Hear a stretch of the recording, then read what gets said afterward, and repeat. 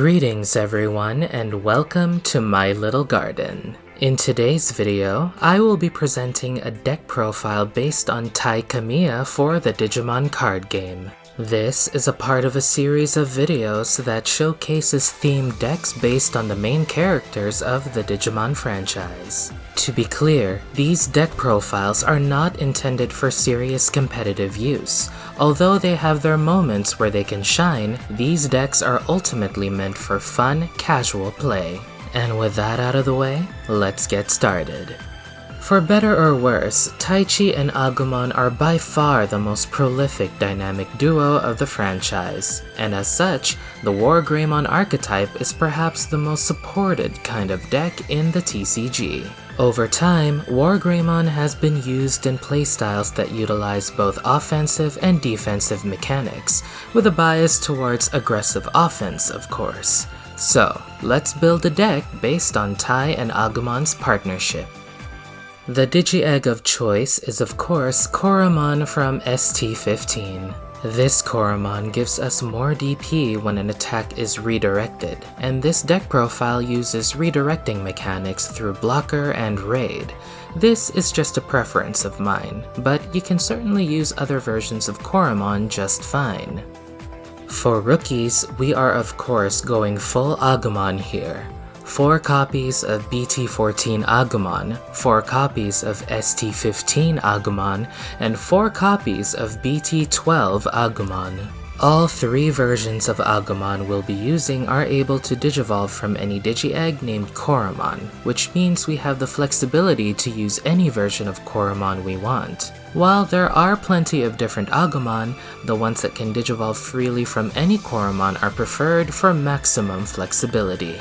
The BT12 Agumon is especially nice for searching the pieces we need, including TAI. Moving on to the champions, we are playing 4 copies of BT12 Greymon, 4 copies of ST15 Greymon, and 2 copies of BT14 Greymon. Much like our rookies, these Greymon can all digivolve from Agumon regardless of color. ST15 Greymon is a natural blocker and has a useful security effect. BT12 Greymon plays our tamer, TAI, when digivolving, to help set up our side of the battle area. Don't be afraid to attack using the 2 copies of BT14 Greymon. They're a great way of putting pressure in the early game. For the ultimates, we are using 3 copies of ST15 Metal Greymon, 3 copies of BT12 Metal Greymon, and 2 copies of BT14 Metal Greymon Ace. ST15 Metal Greymon and BT12 Metal Greymon have blocker and raid respectively, and each have powerful inherited effects. You should ideally be prioritizing digivolving into these. The utility of the Ace card is pretty decent though, so if you find an opportunity to use its effect in the battle area, don't hesitate. And for the Megas, we are using 2 copies of BT14 War Greymon, 2 copies of BT12 War Greymon, and 2 copies of ST15 War Greymon Ace. Using 2 of each War Greymon gives us access to powerful raid, counter, and reboot mechanics. This relatively varied toolbox playstyle might not be for everyone though, so feel free to tweak the ratios. We supplement our top end with 1 copy of BT5 Omnimon and 1 copy of BT9 Omnimon Merciful Mode. Both bring different utilities that are useful to this deck.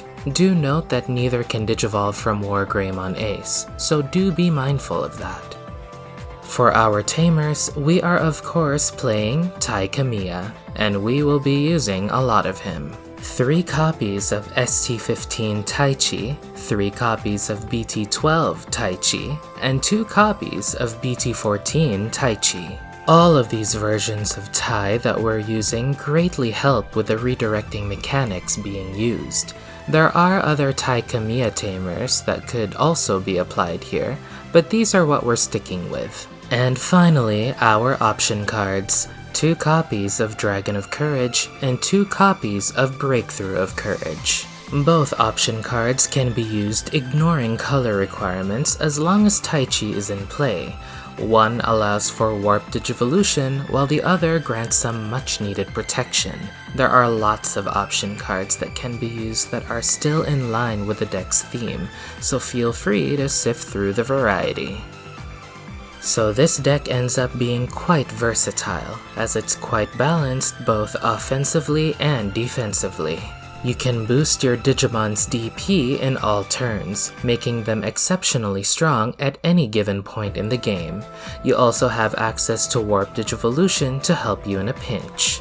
Do be aware that your deck is vulnerable to all forms of removal.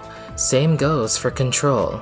Anything that can stop your Digimon from taking action will be difficult to overcome.